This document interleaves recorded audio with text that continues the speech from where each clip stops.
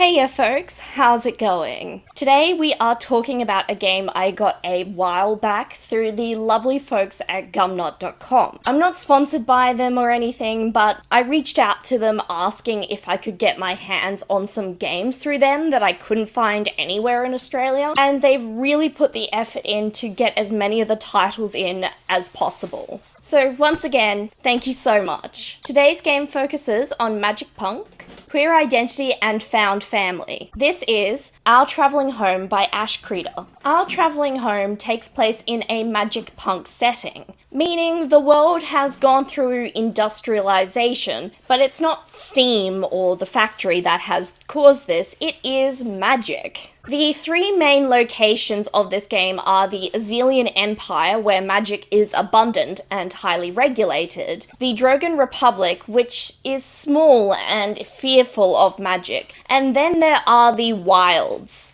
an untamed landscape where unregulated magic and wondrous sights can be found. A big downside of the Wilds, though, is that it is a long way from a market to buy your supplies. Most of the story is going to take place in a magical moving castle that the characters reside in. The castle can travel around, but it will often spend time in the wilds. This castle can change design and come in many forms, shapes, or modes of transport. Here the characters will go through various challenges together, both external and domestic. Through these challenges, the characters get to know each other and find their place in this makeshift family. They also get to discover things about themselves that they might have never known had they not met their companions. This game takes a lot of inspiration for its setting from various Studio Ghibli films, particularly Howl's Moving Castle. The world is bright and colourful, though there is a dark cloud on the horizon of this world. There's a war brewing, and the characters are caught in between. Various groups and nations feel threatened by magic when it is not under their control. Our Travelling Home is a game for 4 to 5 players with a facilitator role.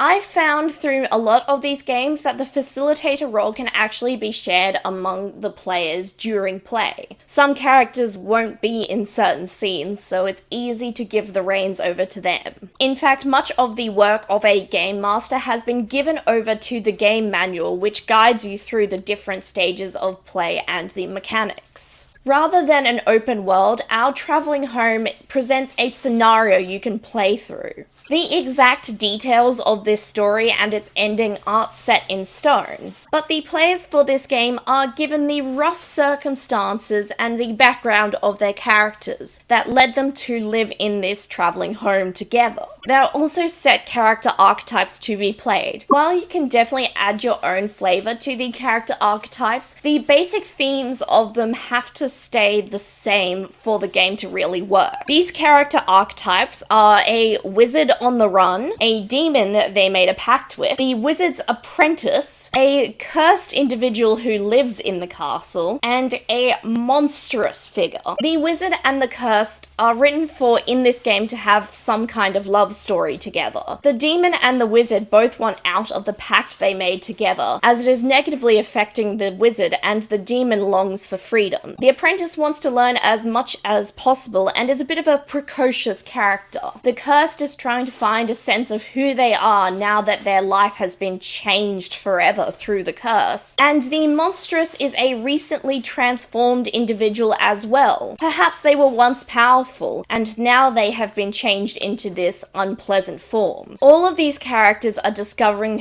who they are, what does home mean to them, and where they belong. All these discoveries are made through playing through 3 acts in the game. In each act, the players take turns choosing a mini-game to play together in the act. Some of these games have to be played before others or must go in a certain order. Others you can shuffle around. Generally, once you've played through all the available mini-games, that is when the act ends and you go on to a climactic event to move on to the next act. Players for some of these mini-games will roll either 1 or 2 d6s to see how well they perform. The threshold to pass each challenge is stipulated in the mini-game.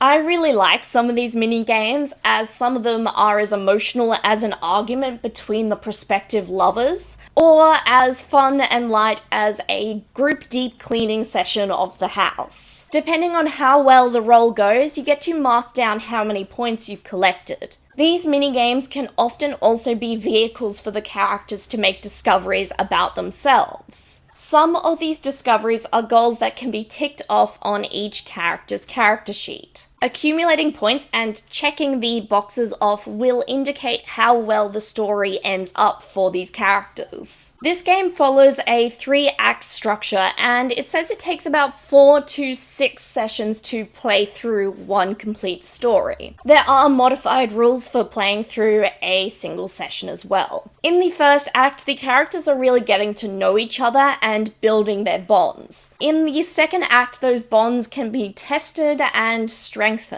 During the second act, the outside threats of the war and the world at large generally loom over the game. The third act is when the outside conflict comes knocking at their door. Whether or not the characters have succeeded in the previous minigames and have checked off certain requirements will shape how the third act plays out. This game's mechanics are simple, but it's quite a guided story experience. I have to say, I'm a sucker for found family stories. So this game already has something that I really enjoy. I also really like the choice to have various minigames which progress the story. This game has some really strong queer themes. A lot of the characters' bodies or selves have been transformed against their will, and they're trying to reconcile how that feels with how they want to be. While they're doing that, they're connecting with people who have had this same thing happen to them. I also have to say, the art of this game is super pretty and saturated.